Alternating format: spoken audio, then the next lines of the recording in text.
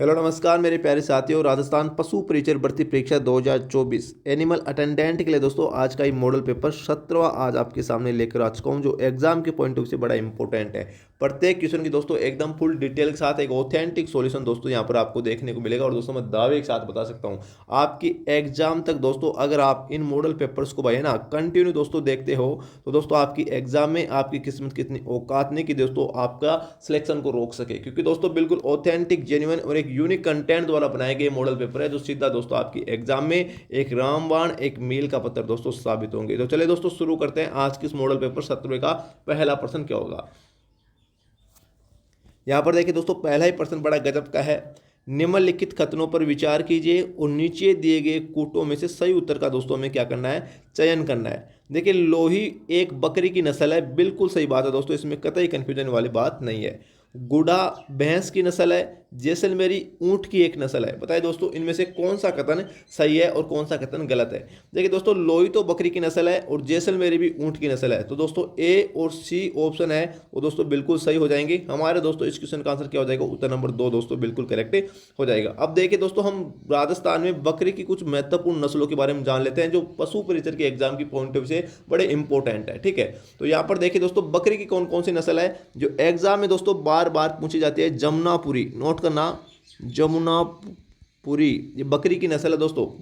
एक और है बारबरी, बारबरी भी बकरी की नस्ल है। जखराना, जखराना, अरबतसरी ये भी बकरी की नस्ल है। इसके अलावा दोस्तों मारवाड़ी और शेखावाटी, मारवाड़ी और शेखावाटी ये सभी दोस्तों क्या है, बकरी की नस्ल है। इस बात का दोस्तों ध्यान रखना। सिरोही भी, हाँ सिरोही भी दोस्तों बिल्कुल है, सिरोही भी दोस्तों बकरी की नस्ल है। ठीक है, तो जमुनापुरी, बारबरी, जकराना, परवतसरी, मारवाड़ी, शेखावाटी और सिरोही ये सभी दोस्तों क्या है, बकरी की नस्ल है। और लोही भी दोस्तों बकरी की ही नस्ल है, रट लेना दोस्तों। अगर दोस्तों मैं बकरी के वैज्ञानिक नाम की बात करूं तो भाई हिप्रा केप्रस है ना, हिप्रा केप्रस दोस्तों क्या है, बकरी का वैज्ञानिक नाम है। इस बात का दोस्तों ध्यान रखना। ठीक है, इसके अलावा देखिए दोस्तों अगर मैं बात करूं हमारी ऊंट की प्रमुख नस्लों की दोस्तों, राजस्थान में ऊंट क्या है दोस्तों, रेगिस्तान का जाज कहा जाता है। और दोस्तों ऊंट की प्रमुख नस्लों की दोस्तों मैं बात करूं तो कौन कौन सी है, तो यहाँ पे नोट करना। एक तो नाचना ऊंट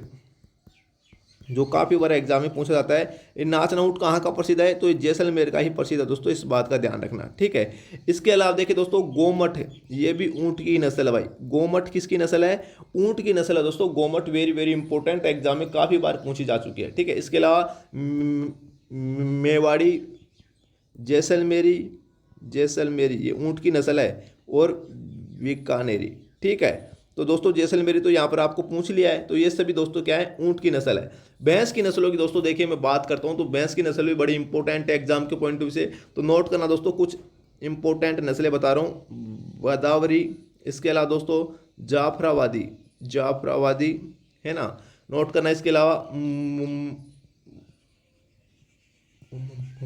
हुर्रा, सुरती, और इसके अलावा दोस्तों एक और है कि महसाणा, महसाणा ये सभी दोस्तों क्या है, भैंसों की नस्ल है। गोदावरी, जाफराबादी, मुर्रा, सुरती और महसाणा दोस्तों ये सभी क्या है दोस्तों, भैंसों की नस्ल है। वेरी वेरी इंपॉर्टेंट है एग्जाम के पॉइंट ऑफ व्यू से। आई होप दोस्तों आपका कंसेप्ट बिल्कुल क्लियर हो चुका होगा। उत्तर नंबर 2 दोस्तों इस क्वेश्चन का आंसर बिल्कुल करेक्ट हो जाएगा। चलिए दोस्तों नेक्स्ट क्वेश्चन देखते हैं। यहाँ पर देखिए दोस्तों भाई ऑथेंटिक कंटेंट बताने में दोस्तों टाइम लगता है, ये बात मैं आपको पहले ही बता चुका हूँ है ना। और दोस्तों मैं आपको फिर से बता रहा हूं दोस्तों 100% दोस्तों यहां से आपके एग्जाम में क्वेश्चन पूछा जाएगा बिल्कुल ऑथेंटिक कंटेंट के साथ दोस्तों। यहां पर आपको प्रत्येक क्वेश्चन का सॉल्यूशन दोस्तों बताया जाता है जो सीधा दोस्तों आपके एग्जाम में एक रामबाण एक मील का पत्थर दोस्तों साबित होगा। और ऐसा कंटेंट दोस्तों राजस्थान की बड़ी बड़ी कोचिंग संस्थान आपको प्रोवाइड नहीं कराती, ये सभी बात दोस्तों आपको मालूम होगी। तो नेक्स्ट क्वेश्चन देखते हैं दोस्तों क्या है, निम्नलिखित में से राजस्थान के कौन से जिलों में सरसों उत्पादन में अग्रणी है। राजस्थान के कौन से जिले जिनमें सबसे ज़्यादा सरसों का उत्पादन होता है, सीकर, झुंझुनू या चूरू, पाली, नागौर, बांसवाड़ा, भरतपुर, अलवर, गंगानगर या दोस्तों उदयपुर, राजसमंद, सिरोही। बताइए दोस्तों हमारे इस क्वेश्चन का आंसर क्या होगा। हमारे दोस्तों इस क्वेश्चन का आंसर हो जाएगा उत्तर नंबर 3 बिल्कुल करेक्ट हो जाएगा। भरतपुर में, अलवर में और गंगानगर में, इन 3 जिलों में दोस्तों सरसों का सबसे ज़्यादा उत्पादन होता है। अगर दोस्तों आपको पूछ ले, यहाँ पर नोट करना, राष्ट्रीय सरसों अनुसंधान केंद्र, राष्ट्रीय सरसों अनुसंधान केंद्र दोस्तों अगर आपको एग्जाम में पूछ ले तो तब तो आपको क्या करना है, आपको करना है दोस्तों सेवर में स्थित है। सेवर कहाँ पे पड़ता है, ये पड़ता है भरतपुर में, ठीक है। तो सेवर भरतपुर में दोस्तों राष्ट्रीय सरसों अनुसंधान केंद्र स्थित है। इसके अलावा देखिए दोस्तों अगर आपको पूछ ले राष्ट्रीय, यहाँ पे नोट करना, राष्ट्रीय बीजीय मसाला अनुसंधान केंद्र भी अगर आपको पूछ ले एग्जाम में, मसाला अनुसंधान केंद्र दोस्तों अगर आपको पूछ ले तो ये कहाँ स्थित है, ये दोस्तों अजमेर में स्थित है। और अजमेर में तजीबी नामक जगह पर दोस्तों स्थित है। कहाँ पर स्थित है, अजमेर में, ठीक है भाई, है ना। अगर दोस्तों आपको बाजरा अनुसंधान केंद्र पूछ लेना, यहाँ पे नोट करना, राजस्थान में बाजरा अनुसंधान केंद्र कहाँ स्थित है, तो तब दोस्तों आपको करना है बाड़मेर में। गलती से जोधपुर मत कर देना, क्योंकि दोस्तों काफ़ी सारे बुक में जोधपुर दे रखा है, वो गलत है, ठीक है ना। तो बाजरा अनुसंधान केंद्र कहाँ स्थित है, हमारा बाड़मेर में स्थित है, ठीक है। इसके अलावा देखिए दोस्तों अगर मैं बात करूँ यहाँ पर सरसों की, अगर दोस्तों मैं बात करूँ सरसों की, तो सरसों का तेल दोस्तों जो कहाँ का प्रसिद्ध है, ये भी दोस्तों हमारा डीग नामक जो क्षेत्र है राजस्थान का, वहाँ का सरसों का तेल प्रसिद्ध है। एग्जाम में दोस्तों एक क्वेश्चन पूछा गया है, ठीक है। तो दोस्तों इतना सब कंसेप्ट आपका भाई क्लियर हो जाना चाहिए। हमारे इस क्वेश्चन का आंसर क्या हो जाएगा, उत्तर नंबर 3 दोस्तों बिल्कुल करेक्ट हो जाएगा। नेक्स्ट क्वेश्चन देखिए दोस्तों क्या होगा, यहाँ पर देखिए दोस्तों नेक्स्ट क्वेश्चन है लोहागढ़ का किला दोस्तों कहाँ स्थित है, जैसलमेर में, भरतपुर में, अजमेर में या दोस्तों बीकानेर में। लोहागढ़ का किला दोस्तों हमारा भरतपुर में स्थित है। बड़ा आसान सा प्रश्न था, लेकिन दोस्तों इसके बारे में कुछ इंपॉर्टेंट बातें जान लीजिए। देखिए इसका निर्माण करवाया था महाराजा सूरजमल ने, सूरजमल जाट ने दोस्तों इसका निर्माण करवाया था। और महाराजा सूरजमल जाट को क्या कहते हैं, जाटों का प्लेटो कहते हैं, जाटों का प्लेटो दोस्तों महाराजा सूरजमल को कहते हैं, इस बात का ध्यान होना चाहिए। भरतपुर के लोहागढ़ किले के दोस्तों उपनाम जो एग्जाम में काफ़ी बार पूछे जाते हैं, इसको यहाँ पे नोट करना, लॉर्ड लेक का दोस्तों क्या कहते हैं, वाटरलू भी कहते हैं भाई, वाटरलू भी कहते हैं। क्यों कहते हैं, क्योंकि दोस्तों 1805 में लॉर्ड लेक ने इस भरतपुर के लोहागढ़ के किले पर दोस्तों काफ़ी बार आक्रमण किए थे, लेकिन दोस्तों असफल रहा था, ठीक है। और दोस्तों इसके अलावा इस जैसलमेर के किले को पूर्वी सीमा का, राजस्थान की पूर्वी सीमा का क्या कहा जाता है, प्रहरी भी कहा जाता है, इस बात का दोस्तों ध्यान रखना, ठीक है। और ये मिट्टी से निर्मित किला है, इस बात का दोस्तों ध्यान रखना, किससे निर्मित है, मिट्टी से निर्मित किला है दोस्तों, ठीक है, मिट्टी से निर्मित किला है। और इसी किले में दोस्तों अष्ट धातु से बना हुआ दरवाजा भी दोस्तों क्या है, स्थित है। इसी में लगा हुआ है लोहागढ़ के किले में अष्ट धातु से बना हुआ दरवाजा, जो दोस्तों दिल्ली से लाया हुआ है, इस बात का ध्यान रखना, ठीक है। तो इतना सब दोस्तों आपको कंटेंट याद रखना है। नेक्स्ट क्वेश्चन देखिए दोस्तों क्या होगा, बड़ा गजब का प्रश्न है भाई। देखिए दशक 2001 से 2011 के मध्य राजस्थान के किस जिले में जनसंख्या वृद्धि दर सर्वाधिक रही है। बात हो रही है दोस्तों, यहाँ पे नोट करना, किसकी बात हो रही है, दशकीय जनसंख्या वृद्धि दर की बात हो रही है, ठीक है। अगर आपको क्वेश्चन पूछ ले कि 2001 से 2011 के मध्य सर्वाधिक दशकीय जनसंख्या वृद्धि दर किस जिले में रही, इसी क्वेश्चन को घुमाकर इस प्रकार भी एग्जामिनर पूछ सकता है।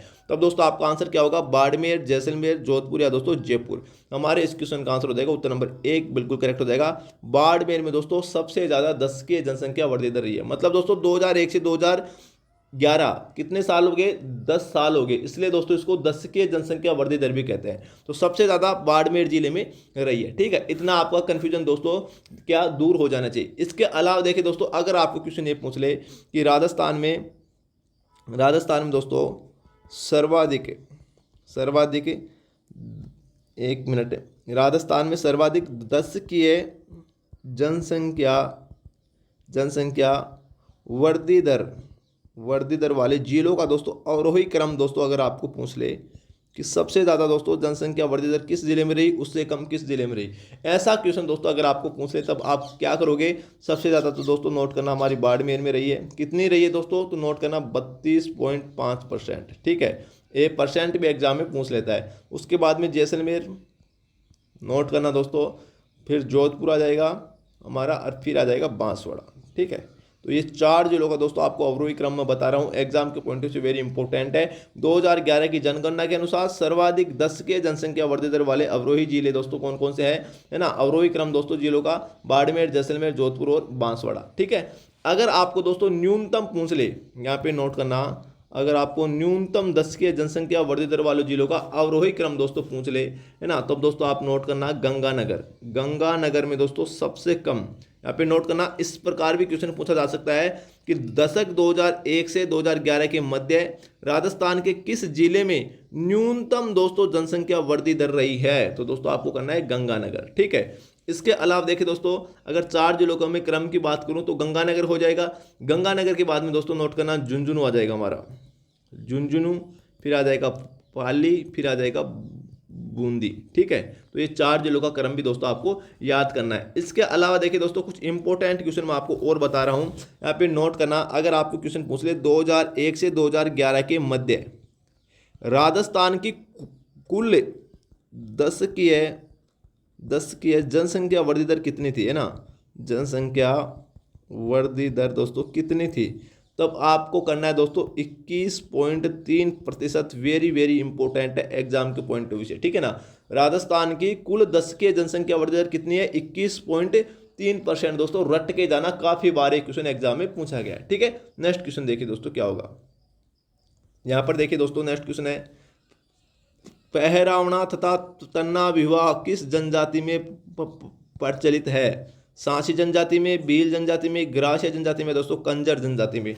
हमारे दोस्तों इस क्वेश्चन का आंसर उत्तर नंबर 3 बिल्कुल करेक्ट हो जाएगा। ग्रास्य जनजाति के दोस्तों प्रमुख विवाह हैं, कौन कौन से हैं, एक तो लिखना ताड़ना विवाह, जिसे तन्ना विवाह भी कहते हैं। ठीक है, एक लिखना मोरबंदिया विवाह, मोरबंदिया विवाह। ठीक है, और एक लिखना पहरावना विवाह। ठीक है, ये तीनों विवाह दोस्तों हमारी ग्रास्य जनजाति में क्या है भाई, फेमस है, इस बात का ध्यान रखना। एग्जाम में सीधा क्वेश्चन पूछा जाता है कि ताड़ना, मोरबंदी और पहरावना ग्रास्य जनजाति में किसके एक प्रकार हैं, तो दोस्तों विवाह के प्रकार है, इस बात का भी ध्यान रखना। ठीक है, क्योंकि क्वेश्चन सीटी में सीटी 2023 वाली लगी थी, उसमें क्वेश्चन दोस्तों पूछा गया था। ठीक है ना, इसके अलावा देखिए दोस्तों, मैं ग्रास्य जनजाति से संबंधित कुछ इंपॉर्टेंट तथ्यों की दोस्तों मैं बात करूं तो यहाँ पे भाई नोट करना। ग्रास्य जनजाति दोस्तों मुख्यतः हमारी सिरोही जिले में निवास करती है। सिरोही जिले में क्या करती है, निवास करती है, माउंट आबू पिंडवाड़ा क्षेत्र में। ठीक है, इसके अलावा सिरोही ग्रास्य जनजाति के मुखिया को क्या कहते हैं, ये क्वेश्चन काफ़ी बड़ा एग्जाम में पूछा जाता है, तो सहलोत कहते हैं, सहलोत, या दोस्तों पालवी कहते हैं, इस बात का दोस्तों ध्यान रखना। ठीक है, ग्रास्य जनजाति के प्रमुख नृत्यों की अगर मैं बात करूं तो इसका एक छोटा सा ट्रिक बता रहा हूं, जिंदगी में कभी दोस्तों ग्रास्य जनजाति के नृत्य गलत नहीं होंगे। छोटा सा ट्रिक है, रावालू कूमा जगो, सिर्फ आपको इतना याद करना है, रावालू कूमा जगो, कूमा जगो। इसमें दोस्तों ग्रास्य जनजाति के फेमस नृत्य दोस्तों कंप्लीट हो चुके हैं। देखिए कैसे, रा का मतलब हो गया दोस्तों रायण नृत्य, जो ग्रास्य जनजाति का नृत्य है। वा का मतलब वालर नृत्य हो गया। कू का मतलब दोस्तों, लू का मतलब लूर नृत्य, और कू का मतलब कूद नृत्य। ठीक है, इस मा का मतलब हो गया मांदल नृत्य, जय का मतलब जवारा नृत्य, और दोस्तों कूमा जगो, गो का मतलब क्या हो गया, गौर नृत्य। तो ये सभी नृत्य दोस्तों ग्रास्य जनजाति के नृत्य हैं, इस बात का ध्यान रखना। और इस वालर नृत्य में दोस्तों एक ग्रास्य जनजाति का प्रसिद्ध नृत्य है, वालर नृत्य है, जिसमें दोस्तों किसी भी वाद्य यंत्र का प्रयोग नहीं होता, है ना, इसमें किसी भी वाद्य यंत्र का प्रयोग नहीं होता। ग्रास्य जनजाति के किस नृत्य में दोस्तों किसी भी वाद्य यंत्र का यूज नहीं किया जाता, तो वो वालर नृत्य है, इस बात का ध्यान रखना। ठीक है, इसके अलावा देखिए दोस्तों, मैं बात करूं, एक संस्था है ग्रास्य जनजाति से संबंधित, हेलरू संस्था। हेलरू संस्था का संबंध किस जनजाति से है, तो ग्रास्य जनजाति से है, इस बात का ध्यान रखना है। ग्रास्य जनजाति की एक प्रकार की सामाजिक संस्था है ना, इस बात का भी ध्यान रखना। ठीक है भाई, इसके अलावा देखिए दोस्तों, अगर मैं बात करूं, ग्रास्य जनजाति की एक गणगौर भी बहुत फेमस है, जो दोस्तों वैशाख शुक्ल चतुर्थी को मनाई जाती है। वैशाख शुक्ल चतुर्थी को बनाई जाती है, शुक्ल चतुर्थी को बनाई जाती है। एग्जाम में क्वेश्चन पूछा जाता है, और वो उस गणगौर का क्या नाम है, तो बख्योर की गणगौर दोस्तों, ये बख्योर की गणगौर, ये ग्रास्य जनजाति की फेमस है दोस्तों, इस बात का ध्यान रखना। आइए दोस्तों, आपको पूरा कंसेप्ट क्लियर हो चुका होगा। पहरावना, तन्ना, मोरबंदिया विवाह दोस्तों ग्रास्य जनजाति में क्या है, फेमस है। उत्तर नंबर 3 बिल्कुल करेक्ट हो जाएगा। नेक्स्ट क्वेश्चन देखिए दोस्तों क्या होगा। यहाँ पर देखिए दोस्तों, नेक्स्ट क्वेश्चन हमारा, राजस्थान के झुंझुनू जिले में खेतड़ी कॉपर कॉम्प्लेक्स है। मतलब दोस्तों कहने का मतलब क्या है इसका, तो इसका कहने का मतलब है हिंदुस्तान कॉपर लिमिटेड की बात हो रही है। भारत सरकार द्वारा किस वर्ष दोस्तों स्थापित हुआ था? 1967, 1968, 1969 या 1970? हमारे दोस्तों इस क्वेश्चन का आंसर हो जाएगा उत्तर नंबर एक बिल्कुल करेक्ट देगा। एक 1967 में दोस्तों स्थापित किया गया था और इसका दूसरा नाम है दोस्तों, इस खेतड़ी कॉपर कॉम्प्लेक्स को नाम से जाना जाता है हिंदुस्तान, यहाँ पे नोट करना, हिंदुस्तान कॉपर लिमिटेड के नाम से भी दोस्तों इसको जाना जाता है, लिमिटेड के नाम से भी जाना जाता है। जो हमारा खेतड़ी पहले दोस्तों झुंझुनू जिले में आया करता था, अब दोस्तों वर्तमान में नीम का थाना जिले में ये दोस्तों पड़ता है। ठीक है, अगर झुंझुनू ऑप्शन में हो तो झुंझुनू करना है, नीम का थाना ऑप्शन में हो तो नीम का थाना करना है ना। ठीक है, आगे देखिए दोस्तों, अगर आपको पूछ ले कि राजस्थान में हिंदुस्तान जिंक लिमिटेड कहाँ स्थित है? हिंदुस्तान जिंक लिमिटेड तो ये दोस्तों देवारी उदयपुर में स्थित है भाई, देवारी उदयपुर में दोस्तों स्थित है। अगर आपको पूछ ले दोस्तों, यहाँ पे नोट करना है, हिंदुस्तान मशीन टूल्स कहाँ स्थित है? मशीन टूल्स ये कहाँ स्थित है? तो ये दोस्तों अजमेर में स्थित है, हिंदुस्तान मशीन टूल्स। इसके अलावा दोस्तों अगर आपको पूछ ले सीसा दस्ता, यहाँ पे नोट करना, सीसा दस्ता स्मेल्टर संयंत्र दोस्तों कहाँ स्थित है? तो ये है दोस्तों चंदेरिया चित्तौड़गढ़ में स्थित है भाई, चंदेरिया चित्तौड़गढ़ में दोस्तों स्थित है, इस बात का ध्यान रखना। ठीक है, तो इनमें आपको दोस्तों कंफ्यूजन नहीं होना है। हिंदुस्तान कॉपर लिमिटेड खेतड़ी नीम का थाना, Hindustan zinc limited Devari Udaipur, Hindustan machine tools Ajmer और दोस्तों सीसा दस्ता स्मेल्टर सेंटर चंदेरिया चित्तौड़गढ़ में स्थित है। और दोस्तों हमारे इस क्वेश्चन का आंसर उत्तर नंबर एक बिल्कुल करेक्ट हो जाएगा। तो चलिए दोस्तों नेक्स्ट क्वेश्चन देखते हैं हम क्या होगा। ये भाई एक क्वेश्चन है, क्वेश्चन नंबर 74। ये दोस्तों ओल्ड क्वेश्चन है, ये एग्जाम में नहीं पूछा जाता है। ठीक है, ये करंट का क्वेश्चन था। आगे देखिए दोस्तों, हम क्वेश्चन नंबर 75 देखेंगे। क्या बोल रहा है, निम्न में से कालीबंगा पुरातत्व स्थल की खुदाई में बीबी लाल के सहयोगी नहीं रहे। मतलब दोस्तों कालीबंगा जो सभ्यता है इसके उत्खननकर्ता पूछ रहे हैं दोस्तों कौन कौन से उत्खननकर्ता थे, और इनमें से एक नाम ऐसा है जो कालीबंगा सभ्यता का उत्खननकर्ता नहीं है। एमडी खरे, केएम श्रीवास्तव, एसपी जैन या दोस्तों ए त्रिपाठी। हमारे दोस्तों इस क्वेश्चन का आंसर हो जाएगा उत्तर नंबर 4 बिल्कुल करेक्ट हो जाएगा, ए त्रिपाठी, जो कालीबंगा सभ्यता का उत्खनन करता नहीं रहा। देखिए दोस्तों कालीबंगा सभ्यता की अगर मैं बात करूं तो दोस्तों इसके टोटल भाई 6 उत्खनन करता है। कितने उत्खनन करता है? 6 दोस्तों उत्खनन करता है। वेरी वेरी इंपॉर्टेंट है, नोट करना। बीबी लाल 1 नंबर पे, 2 नंबर पे नोट करना बीके थापर। एग्जाम में दोस्तों काफ़ी बार एक क्वेश्चन पूछा जाता है बीके थापर। 3 नंबर पे दोस्तों आप नोट करना एमडी खरे। 4 नंबर पे नोट करना एसपी जैन। 5 नंबर पे दोस्तों नोट करना के एम श्रीवास्तव। और दोस्तों 6 नंबर पे नोट करना हमारा हो गया दोस्तों 6 नंबर पे, और कौन बच गया? जेवी जोशी बच गया। ठीक है, तो ये 6 दोस्तों क्या हैं कालीबंगा सभ्यता के उत्खनन करता है। बीबी लाल, बीके थापर, केएम श्रीवास्तव, जेवी जोशी, एमडी खरे और एसपी जैन। ठीक है, ये तो हो गए कालीबंगा सभ्यता के उत्खनन करता। अगर दोस्तों आपको पूछ ले कि कालीबंगा सभ्यता की खोज किसने की थी, तो 1952 में दोस्तों अमलानंद घोष ने दोस्तों इसकी खोज की थी। अमलानंद घोष ने दोस्तों कालीबंगा सभ्यता की खोज की थी। तो खोजकर्ता और उत्खननकर्ता अलग अलग है दोस्तों, इस बात का ध्यान रखना। एक बार दोस्तों एग्जाम में क्वेश्चन ये भी पूछा गया था जो कि कालीबंगा सभ्यता का उत्खनन कार्य कितने स्तरों में हुआ। तो दोस्तों यहाँ पे नोट करना 5 स्तरों में कालीबंगा सभ्यता का उत्खनन कार्य किया गया है। ठीक है ना, और दोस्तों कितने सत्रों में हुआ, अगर आपको सत्र पूछ ले कि कितने सत्रों में दोस्तों कालीबंगा सभ्यता का उत्खनन कार्य हुआ, तो 9 सत्रों में हुआ। कब से कब तक हुआ, तो यहाँ पे नोट करना 1961 से लेकर 1969 तक कालीबंगा सभ्यता का उत्खनन कार्य 5 स्तरों और 9 सत्रों में दोस्तों किया गया है। ठीक है, इतनी सब बातें दोस्तों आपको कालीबंगा सभ्यता के बारे में याद रखनी है। कालीबंगा सभ्यता दोस्तों हनुमानगढ़ में गग्गर नदी के किनारे दोस्तों स्थित है। अगर दोस्तों आपको फुल डिटेल के साथ राजस्थान की प्रमुख सभ्यताएं दोस्तों जाननी है, उसके बारे में दोस्तों मैं आपको कंप्लीट बाई क्लास बना चुका हूं। अगर आपने नहीं देखी तो दोस्तों वीडियो के डिस्क्रिप्शन में आपको लिंक मिल जाएगा, जाकर दोस्तों जरूर देख लेना। बड़ी गजब की क्लास है दोस्तों, सभ्यताओं से संबंधित। यहाँ पे नोट करना दोस्तों राजस्थान की प्रमुख सभ्यताओं से संबंधित है।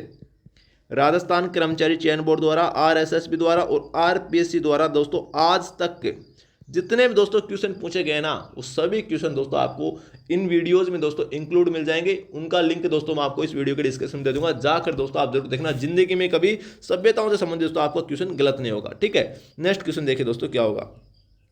यहाँ पर देखिए दोस्तों, फिर से देखिए भाई, यहाँ पर सभ्यता का संबंधित दोस्तों क्वेश्चन पूछ लिया गया है। क्या है, देखिए, निम्न में से राजस्थान में ताम्रयुगीन सभ्यता का प्रारंभिक केंद्र किसे माना जाता है? बालाथल को, गणेश्वर को, आहड़ को, या दोस्तों बेराट को? ताम्रयुगीन सभ्यताओं की जननी किसे कहा जाता है? गणेश्वर को कहा जाता है। उत्तर नंबर 2 बिल्कुल करेक्ट हो जाएगा, ठीक है। गणेश्वर सभ्यता दोस्तों कहाँ स्थित है? तो एक कांतली नदी के किनारे, नोट करना, कांतली नदी के किनारे दोस्तों हमारा नीम का थाना जिले में स्थित है, ठीक है। नीम का थाना पहले नीम का थाना में थी, नीम का थाना पहले सीकर में आता था, अब दोस्तों स्वयं नीम का थाना जिला बन चुका है, तो इसमें कोई कंफ्यूजन वाली बात नहीं होनी चाहिए। अगर मैं बात करूं गणेश्वर सभ्यता की, तो दोस्तों इसके उत्खनन करता है RC अग्रवाल, रतन चंद्र अग्रवाल, ठीक है। और दोस्तों गणेश्वर सभ्यता में ध्यान रखना, ईंटों का प्रयोग कहीं पर भी नहीं हुआ है। ईंटों का यूज दोस्तों गणेश्वर सभ्यता में बिल्कुल भी नहीं हुआ है, इस बात का ध्यान रखने, काफी बड़े एग्जाम में क्वेश्चन पूछा गया है, ठीक है। इसके अलावा देखिए दोस्तों, अगर मैं बात करूं गणेश्वर सभ्यता की उपनामों की, तो गणेश्वर सभ्यता को ताम्र संचय सभ्यता भी कहते हैं। ताम्र संचय सभ्यता किसे कहते हैं? गणेश्वर सभ्यता को कहते हैं। इसके अलावा दोस्तों नोट करना, इसको ताम्र युगीन सभ्यताओं की जननी भी कहते हैं। ताम्र युगीन सभ्यताओं की क्या कहते हैं भाई? जननी कहते हैं, ठीक है। लेकिन दोस्तों अगर आपको पूछ ले कि नोट करना, ताम्रवती नगरी किस नाम, कौन सी सभ्यता को कहते हैं? ताम्रवती नगरी, ठीक है। कौन सी सभ्यता जानी जाती है ताम्रवती नगरी नाम से? तो दोस्तों आहड़ करना है आपको, आहड़ सभ्यता को ताम्रवती नगरी कहते हैं। और ताम्र संचयी और ताम्रयुगीन सभ्यताओं की जननी गणेश्वर सभ्यता को कहते हैं, इसमें आपको कंफ्यूजन नहीं होना, ठीक है। इसके अलावा देखिए दोस्तों, जो ये आहड़ सभ्यता है हमारी उदयपुर में स्थित है, बेडस नदी के किनारे। इसके उत्खनन करता दोस्तों कौन है? तो यहाँ पे नोट करना, अक्षय कीर्ति व्यास, अक्षय AK व्यास, अक्षय कीर्ति व्यास, और दोस्तों HD सांकलिया, HD सांकलिया, ये दोस्तों हमारी आहड़ सभ्यता की उत्खनन करता है। अब आहड़ सभ्यता के दोस्तों जो उपनाम है ना, ये काफी बार एग्जाम में पूछे जाते हैं, तो नोट करना, आहड़ सभ्यता को आगाटपुर भी कहते हैं, आगाटपुर कहते हैं। आहड़ सभ्यता को दुर्तुल घाट भी कहते हैं, ठीक है। इसके अलावा आहड़ सभ्यता को दोस्तों नोट करना, धूलकोट सभ्यता भी कहते हैं, धूलकोट सभ्यता भी कहते हैं। आहड़ सभ्यता को बनास संस्कृति के नाम से भी जाना जाता है, ठीक है। तो ये सभी नाम है दोस्तों आहड़ सभ्यता को। आहड़ सभ्यता के अभी मैंने आपको बताया ताम्रवती नगरी के नाम से भी जाना जाता है, ताम्रवती नगरी के नाम से भी दोस्तों जाना जाता है। तो ये सभी दोस्तों उपनाम किसके हैं? आहड़ सभ्यता के हैं। वेरी वेरी इंपॉर्टेंट, नोट कर लेना, ठीक है। इसके बारे में दोस्तों मैं आपको बता दिया हूँ, लिंक दे दूंगा डिस्क्रिप्शन में, जाकर दोस्तों जरूर देख लेना। जिंदगी में कभी दोस्तों सभ्यताओं से संबंधित आपका क्वेश्चन गलत नहीं होगा, एक बार जाकर तो देखना दोस्तों, है ना। बड़े गजब के दोस्तों वीडियोज हैं सभ्यताओं से संबंधित है। नेक्स्ट क्वेश्चन देखिए दोस्तों क्या है, उस अरबी यात्री का नाम बताइए जिसने मिहिर बोझ के समय का वृत्तांत किया था। क्या बोल रहा है? कौन सा अरबी यात्री था जो दोस्तों मिहिर बोझ के समय दोस्तों भारत आया था? कहने का मतलब यह है क्वेश्चन का, सुलेमान, शाह आलम नीरून, अल मसूदी हजाब, या दोस्तों ओबेदुल्ला हुसैनी। हमारे इस क्वेश्चन का आंसर क्या हो जाएगा? उत्तर नंबर दोस्तों 1 बिल्कुल करेक्ट हो जाएगा, सुलेमान, जिसने दोस्तों मिहिर बोझ के जो शासन काल था उसका दोस्तों क्या किया था भाई? उल्लेख किया था, वृत्तांत किया था, विस्तार किया था दोस्तों, है ना। तो हमारे इस क्वेश्चन का आंसर क्या हो जाएगा? उत्तर नंबर 1 बिल्कुल करेक्ट हो जाएगा। इसके बारे में देखिए दोस्तों थोड़ी सी हम डिटेल में जान लेते हैं। देखिए सुलेमान के बारे में दोस्तों अगर मैं बात करूं तो इससे संबंधित एक क्वेश्चन और पूछा गया था कि अरबी यात्री जो सुलेमान है वो किस प्रतिहार शासक के समय भारत आया था, या दोस्तों राजस्थान आया था? तो अब दोस्तों आपको करना है मिहिर बोझ के समय। ये क्वेश्चन दोस्तों इस प्रकार भी एग्जाम में पूछा जा सकता है, ठीक है। और मिहिर बोझ को दोस्तों आदिवराह की उपाधि दी गई है। किसकी उपाधि दी गई है? आदिवराह की उपाधि दोस्तों किसे दी गई है? मिहिर बोझ को दी गई है। वेरी वेरी इंपॉर्टेंट क्वेश्चन काफी बार पूछा गया है कि किस प्रतिहार शासक को आदिवराह की उपाधि दी गई है? तो मिहिर बोझ को दी गई है भाई, ठीक है। इसके अलावा देखिए दोस्तों अगर आपको क्वेश्चन ये पूछ ले कि किस अरबी यात्री ने गुज्जर प्रतिहार राजवंश की सैन्य शक्ति एवं समृद्धि का दोस्तों उल्लेख किया है? तब दोस्तों आपको करना है सुलेमान, है ना, क्योंकि इसने जो गुज्जर प्रतिहार राजवंश है, गुज्जर प्रतिहार जो वंश है उसकी दोस्तों समृद्धि एवं दोस्तों साम्राज्य शक्ति का क्या किया है? उल्लेख किया है, सुलेमान ने ही किया है, ठीक है। तो उत्तर नंबर 1 बिल्कुल करेक्ट हो जाएगा। जैसा क्वेश्चन पूछे वैसा आपको आंसर करना है। नेक्स्ट क्वेश्चन देखिए दोस्तों क्या होगा। यहाँ पर देखिए भाई, बड़ा ही गजब का प्रश्न है। क्या बोल रहा है, किस चौहान वंशीय शासक ने प्रताप लंकेश्वर की उपाधि धारण की थी? सोमेश्वर, पृथ्वीराज तृतीय, अर्णोराज या दोस्तों विग्रहराज चतुर्थ। हमारे इस क्वेश्चन का आंसर हो जाएगा दोस्तों उत्तर नंबर 1 बिल्कुल करेक्ट हो जाएगा, सोमेश्वर, जिसने प्रताप लंकेश्वर की दोस्तों उपाधि धारण की थी। ये सोमेश्वर कौन था? तो ये दोस्तों अजमेर के जो पृथ्वीराज चौहान तृतीय था ना, इसका पिता का नाम था दोस्तों सोमेश्वर। इस बात का ध्यान रखना है ना, इसके पिता का नाम क्या था? सोमेश्वर था। और इसी सोमेश्वर चौहान शासक के समय 1170 ईस्वी में, नोट करना, बड़ी इंपॉर्टेंट बात बता रहा हूँ, बिजोलिया शिलालेख दोस्तों जो चौहानों से संबंधित है, बिजोलिया शिलालेख उत्कीर्ण करवाया गया। बिजोलिया शिलालेख किस चौहान शासक के समय उत्कीर्ण करवाया गया? तो इसी सोमेश्वर चौहान शासक के समय 1170 इसमें डेट बड़ी इंपॉर्टेंट है, ठीक है। और इसी बिजोलिया शिलालेख में दोस्तों चौहानों को दोस्तों क्या कहा गया है? वत्स गोत्रीय ब्राह्मण कहा गया है। वत्स गोत्रीय ब्राह्मण दोस्तों कहा गया है। एग्जाम में क्वेश्चन सीधा पूछा जाता है कि किस अभिलेख में चौहानों को वत्स गोत्रीय ब्राह्मण कहा गया है? तो दोस्तों बिजोलिया शिलालेख में, ठीक है। ये तो होगी हमारी सोमेश्वर की बात। इसके अलावा देखिए दोस्तों, अगर मैं बात करूं अजमेर के पृथ्वीराज चौहान तृतीय की बात दोस्तों, एक मिनट भाई, अगर दोस्तों मैं बात करूं, यहाँ पर नोट करना, अजमेर के पृथ्वीराज चौहान तृतीय की बात करूं, जो दोस्तों इसका क्या था?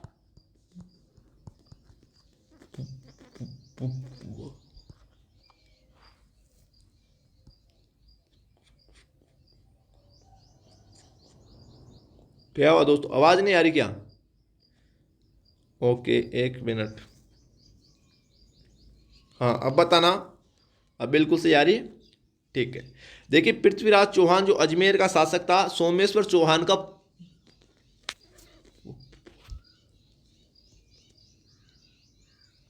अभी भी नहीं आ रही ये दोस्तों, थोड़ा सा क्या है, एरर हो सकता है वॉल्यूम में। अब देखिए दोस्तों, सोमेश्वर चौहान का पृथ्वीराज चौहान तृतीय क्या था भाई? बेटा था दोस्तों, इस बात का ध्यान रखना, ठीक है। पृथ्वीराज चौहान तृतीय की बात करूं तो दोस्तों इसको किस किस नामों से जाना जाता है? पृथ्वीराज चौहान तृतीय को दोस्तों अंतिम हिंदू सम्राट भी कहते हैं, अंतिम हिंदू सम्राट भी दोस्तों कहा जाता है। इसके अलावा दोस्तों पृथ्वीराज चौहान तृतीय को राय फितौरा की उपाधि भी दी गई है, राय फितौरा की उपाधि दी गई है। इसके अलावा दल पुंगल की उपाधि भी दोस्तों दी गई है पृथ्वीराज चौहान तृतीय को, ठीक है। वेरी वेरी इंपॉर्टेंट है। इसके अलावा देखिए दोस्तों, अगर मैं बात करूं यहाँ पर विग्रहराज चतुर्थ की, विग्रहराज चतुर्थ को दोस्तों कवि बांधव की उपाधि दी गई है। कवि बांधव किस चौहान शासक को दोस्तों ये उपाधि दी गई है? तो दोस्तों हमारे विग्रहराज चतुर्थ को, इसको दोस्तों बिसल देव भी कहते हैं भाई, बिसल देव भी कहते हैं। बिसल देव चौहान के नाम से भी दोस्तों जाना जाता है विग्रहराज चतुर्थ को। तो इतनी सब बातें दोस्तों आप याद रखना, आपका दोस्तों पूरा कंसेप्ट क्लियर हो चुका होगा। हमारा इस क्वेश्चन का आंसर उत्तर नंबर 1 बिल्कुल करेक्ट हो जाएगा। नेक्स्ट क्वेश्चन देखिए दोस्तों क्या होगा। यहाँ पर देखिए दोस्तों नेक्स्ट क्वेश्चन है, 1303 ईस्वी में सेनानायक गोरा और बादल किसकी सेना में युद्ध करते हुए वीर गति को प्राप्त हुए थे? जलालुद्दीन खिलजी, अलाउद्दीन खिलजी, महमूद खिलजी या दोस्तों फतेह खान। हमारे दोस्तों इस क्वेश्चन का आंसर हो जाएगा उत्तर नंबर 2 बिल्कुल करेक्ट हो जाएगा। देखिए गोरा और बादल, बात हो रही है 1303 ईस्वी की, जब दोस्तों चित्तौड़गढ़ में है ना, 1303 ईस्वी की दोस्तों मैं बात कर रहा हूँ, जब दोस्तों चित्तौड़गढ़ का क्या हुआ था? पहला साका हुआ था भाई, है ना, चित्तौड़गढ़ का पहला साका हुआ था 1303 ईस्वी में। उस समय की दोस्तों मैं बात कर रहा हूँ। राजा कौन थे चित्तौड़गढ़ के दोस्तों, वहाँ पर नोट करना, तो रावल रतन सिंह। रतन सिंह दोस्तों क्या थे? चित्तौड़गढ़ के शासक थे। और ये रावल रतन सिंह के दोस्तों क्या थे? सेनापति थे हमारे गोरा और बादल, जो अलाउद्दीन खिलजी से दोस्तों लड़ाई करते हुए या दोस्तों युद्ध करते हुए वीर गति को प्राप्त हुए थे, ठीक है, गोरा और बादल, ठीक है ना। इसके अलावा देखिए दोस्तों, अगर आपको एग्जाम में क्वेश्चन पूछ लिया जाए, ये तो हो गया गोरा बादल, दो किसके सेनापति थे? रावल रतन सिंह के, रतन सिंह के। लेकिन अगर आपको एग्जाम में क्वेश्चन पूछ लिया जाए कि जेता और कुंपा ये किसके सेनापति थे? ये दोस्तों जेता और कुंपा राम मालदेव के सेनापति थे, जोधपुर के राम मालदेव के सेनापति। अगर आपको पूछ लिया जाए दोस्तों जयमल फत्ता किसके सेनापति थे? जयमल फत्ता, तो ये दोस्तों हमारे महाराणा उदय सिंह के सेनापति थे। महाराणा प्रताप के बाप का नाम है उदय सिंह, तो उसके सेनापति थे दोस्तों जयमल और फत्ता। अगर आपको पूछ लिया जाए आला और उदल ये किसके सेनापति थे? तो ये दोस्तों चंदेल शासक था, चंदेल शासक परमार्दी देव के सेनापति थे, जिसने दोस्तों महोबा का युद्ध लड़ा था पृथ्वीराज चौहान तृतीय के साथ, अभी मैंने आपको बताया उसके साथ, उसमें दोस्तों ये शहीद हो गए थे आला और उदल। ठीक है, तो ये सब बातें दोस्तों आपको याद रखनी है। अगर दोस्तों आपको पूछ ले एग्जाम में कि राजस्थान में, यहाँ पे नोट करना, बड़ा इंपॉर्टेंट बात बता रहा हूँ, राजस्थान में दोस्तों अलाउद्दीन खिलजी के आक्रमणों का कालानुक्रम अगर आपको पूछ ले, आक्रमणों का कालानुक्रम दोस्तों एग्जाम में पूछा जाता है और ये आपको पूछ ले, तो अब दोस्तों आपको क्या करना है, देखिए सबसे पहले अलाउद्दीन खिलजी ने राजस्थान में 1301 ईस्वी में दोस्तों आक्रमण किया था रणथंभौर पर, रणथंभौर पर। उस समय रणथंभौर का शासक था हमीरदेव चौहान। ठीक है, फिर दोस्तों 1303 में दोस्तों इसने आक्रमण किया चित्तौड़ पर और चित्तौड़ का शासक था रावल रतन सिंह। ठीक है, फिर दोस्तों 1308 में इसने आक्रमण किया भाई कहाँ पर, सिवाना दुर्ग पर, सिवाना दुर्ग पर, और वहाँ का शासक था सातल देव। ठीक है, सातल देव चौहान। और 1311 में दोस्तों इसने आक्रमण किया हमारा जालोर दुर्ग पर, और जालोर दुर्ग का दोस्तों उस समय शासक कौन था, कान्हड़ देव चौहान। तो ये सब बातें दोस्तों ध्यान रखना, 1301, 1303, 1308, 1311, ये अलाउद्दीन खिलजी का दोस्तों आक्रमणों का कालानुक्रम जो अक्सर एग्जाम में पूछा जाता है। नेक्स्ट क्वेश्चन देखिए दोस्तों क्या होगा, यहाँ पर देखिए दोस्तों भाई बड़ा ही गजब का प्रश्न है, मान सिंह ने किस प्रांत की सूबेदारी के दौरान ईसा कहाँ, सुलेमान और केदार राय को निमंत्रित किया था। कितना गजब का प्रश्न है भाई, आवाज कट कट के आ रही है क्या, कल से ठीक हो जाएगा भाई, वॉल्यूम थोड़ा सा आपको प्रॉब्लम आ सकती है। ठीक है, मान सिंह ने किस प्रांत की सूबेदारी के दौरान ईसा कहाँ, सुलेमान और केदार राय को दोस्तों निमंत्रित किया था, काबुल, बंगाल, बिहार या दोस्तों मालवा। हमारे दोस्तों इस क्वेश्चन का आंसर बताइए क्या हो जाएगा, बड़ा गजब का प्रश्न है, एकदम फुल डिटेल के साथ दोस्तों इसका सॉल्यूशन बताऊंगा आपको, है ना। हमारे दोस्तों इस क्वेश्चन का आंसर उत्तर नंबर 2 बिल्कुल करेक्ट हो जाएगा, बंगाल की सूबेदारी के दौरान। दोस्तों बंगाल की सूबेदारी के दौरान 1594 की बात है दोस्तों, 1594 में जो हमारा मान सिंह था वो बंगाल का सूबेदार था, उस समय दोस्तों उसने ईसा खान, सुलेमान और केदार राय को निमंत्रित किया था। अब देखिए दोस्तों इसके पीछे का लॉजिक समझिए आप, बिल्कुल दोस्तों एकदम शानदार तरीके से। यहाँ पर देखिए दोस्तों अकबर ने आमेर के मान सिंह प्रथम को कुल दोस्तों 3 जगहों का क्या बनाया था, सूबेदार बनाया था, कुल 3 जगहों का सूबेदार बनाया था। सबसे पहले दोस्तों बनाया इसको कहाँ का सूबेदार, यहाँ पे नोट करना, काबुल का सूबेदार बनाया गया। सबसे पहले कहाँ का सूबेदार बनाया गया, काबुल का। कब बनाया, तो 1585 ईस्वी में बनाया, 1585 ईस्वी में। अब इससे संबंधित दोस्तों क्या क्या क्वेश्चन एग्जाम में पूछे जा सकते हैं, तो यहाँ पे नोट करना, काबुल विजय के उपलक्ष्य में यहाँ का काबुल का सूबेदार बनाया, और यहाँ पर दोस्तों इस मान सिंह प्रथम ने विजय हासिल की, और इस विजय के उपलक्ष्य में आमेर में मान सिंह प्रथम ने पचरंगा झंडा लहराया था। इससे पहले दोस्तों जयपुर में या आमेर में दोस्तों झाड़साई झंडा चलता था, उस झाड़साई झंडे की जगह दोस्तों इसने काबुल विजय के उपलक्ष्य में पचरंगा झंडा लहराया था। ये एग्जाम में क्वेश्चन दोस्तों पूछा जाता है कि आमेर में पचरंगा झंडा लहराने वाला शासक कौन है, तो दोस्तों मान सिंह प्रथम है। किसके विजय के उपलक्ष्य में, तो काबुल विजय के उपलक्ष्य में। ठीक है, इतना आपका कंसेप्ट क्लियर। दूसरा क्वेश्चन दोस्तों यहाँ से क्या बनता है कि हल्दी घाटी के युद्ध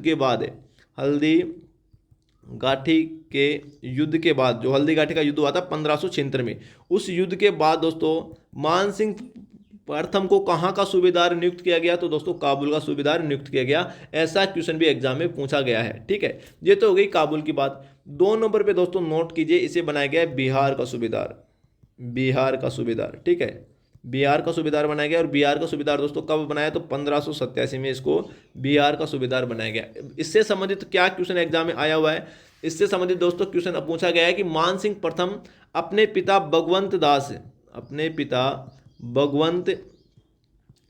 दास की मृत्यु के समय दोस्तों कहाँ का सूबेदार था। ये एग्जाम में क्वेश्चन पूछा गया है, अपने पिता भगवंत दास की मृत्यु के समय मान सिंह प्रथम कहाँ का सूबेदार था, तो ये बिहार का सूबेदार था। 1587 में इसको बिहार का सूबेदार नियुक्त किया गया था। ठीक है, 3 नंबर पे दोस्तों इसको नियुक्त किया गया बंगाल का सूबेदार, और बंगाल का सूबेदार 1594 में इसको नियुक्त किया गया। इस बात का ध्यान रखना।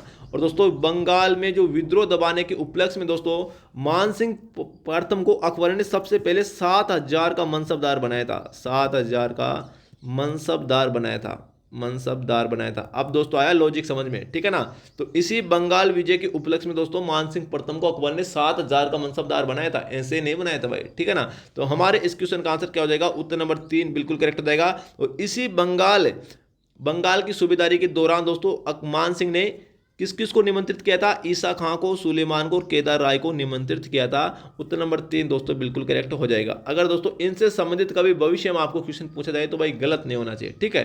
तो दोस्तों हमारे इस क्वेश्चन का आंसर उत्तर नंबर 1 बिल्कुल करेक्ट हो जाएगा। इसके अलावा देखिए दोस्तों कुछ इंपॉर्टेंट क्वेश्चन और छूट के हमारे, उनको भी कवर कर लेते हैं। यहाँ पर देखिए दोस्तों इनको भी कवर कर लेते हैं भाई, ठीक है। साथ ही साथ में देखिए दोस्तों सूची फर्स्ट को सूची सेकंड से सुमेलित कीजिए और सूचियों के दिए गए नीचे कुछ सही उत्तर का हमको क्या करना है? चयन करना है। डोरा पर्वत कहाँ स्थित है? ये तो दोस्तों जालोर में स्थित है। डोरा पर्वत, सुंडा पर्वत, ये सभी दोस्तों जालोर में स्थित है। इसराना बाखर,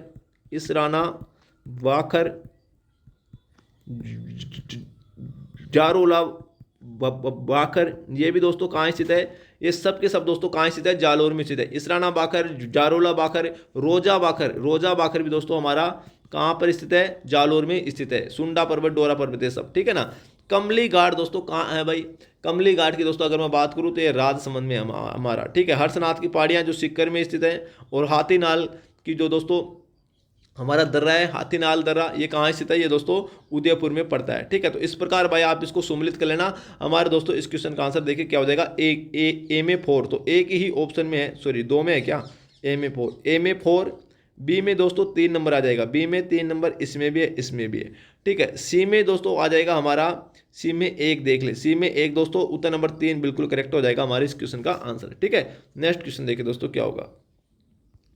यहाँ पर देखिए भाई राजस्थान के जलवायु प्रदेशों को उनसे संबंधित जिलों से सम्मिलित कीजिए। एक तरफ जलवायु प्रदेश दे रखे हैं, एक तरफ दोस्तों जिले दे रखे हैं। सूक्ष्म जलवायु प्रदेश दोस्तों हमारा जैसलमेर हो जाएगा, सीधा सीधा दिख रहा है, जैसलमेर, बाड़मेर, इसके अलावा दोस्तों श्रीगंगानगर, ये सब दोस्तों इसमें आते हैं, बीकानेर है, ठीक है, सूक्ष्म जलवायु प्रदेश में।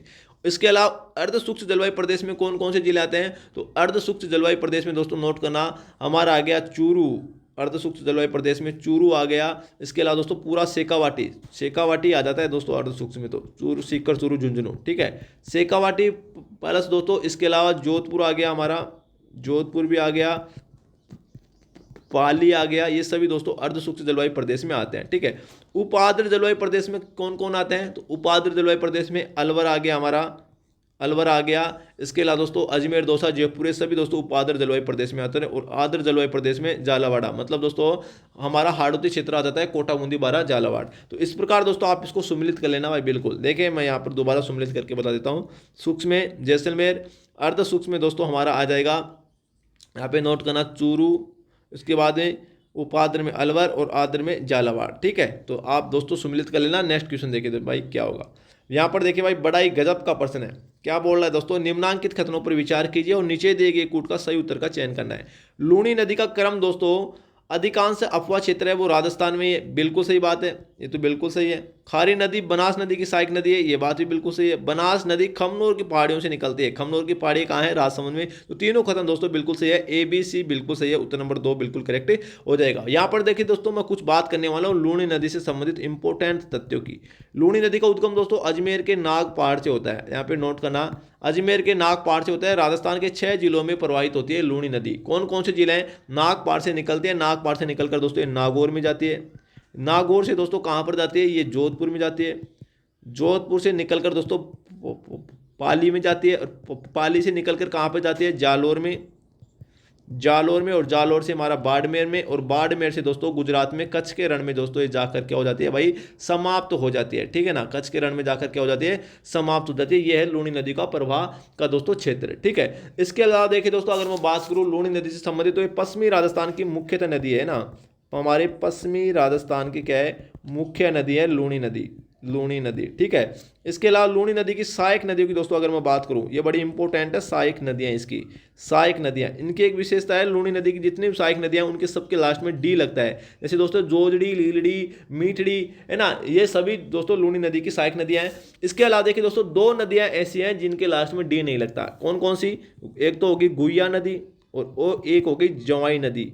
तो ये भी दोस्तों लूणी नदी की सहायक नदियां हैं। इनके अलावा देखिए दोस्तों अगर आपको क्वेश्चन पूछ ले कि लूणी नदी का, एक मिनट, अगर आपको क्वेश्चन पूछ ले कि लूणी नदी का प्रदूषण का कारण क्या है, प्रदूषण का कारण क्या है, ये एग्जाम में काफी बार पूछा गया है। तो रंगाई छपाई जो उद्योग है ना, रंगाई छपाई जो उद्योग है वो दोस्तों लूणी नदी के प्रदूषित होने का मुख्य कारण है, इस बात का ध्यान रखना। तो दोस्तों आई होप आपका पूरा कंसेप्ट क्लियर हो चुका होगा। हमारे दोस्तों इस क्वेश्चन का आंसर उत्तर नंबर 2 बिल्कुल करेक्ट हो जाएगा। तो दोस्तों आज के लिए इतना ही, तब तक के लिए जय हिंद जय भारत, थैंक यू दोस्तों। वीडियो अगर अच्छा लगा हो, है ना, कंटेंट दोस्तों अगर आपको अच्छा लगा हो तो चैनल को जरूर सब्सक्राइब कर देना, और यार कमेंट करके जरूर बताना क्लास आपको कैसी लगी, क्योंकि दोस्तों आपका भाई सिर्फ और सिर्फ आपके लिए मेहनत करता है। दोस्तों मैं फिर से बता रहा हूं, अगर दोस्तों आप इन मॉडल पेपर से भाई आपके एग्जाम तक दोस्तों जुड़े रहते हो ना, तो 100% दोस्तों यहाँ से क्वेश्चन पूछा जाएगा, और दोस्तों आपके सिलेक्शन होने से आपको दोस्तों आपकी किस्मत में नहीं रोक सकती। इतना बेहतरीन कंटेंट दोस्तों यहाँ पर आपको देखने को मिलता है। तो चलिए दोस्तों, थैंक यू, मिलते हैं नेक्स्ट वीडियो में जल्द ही।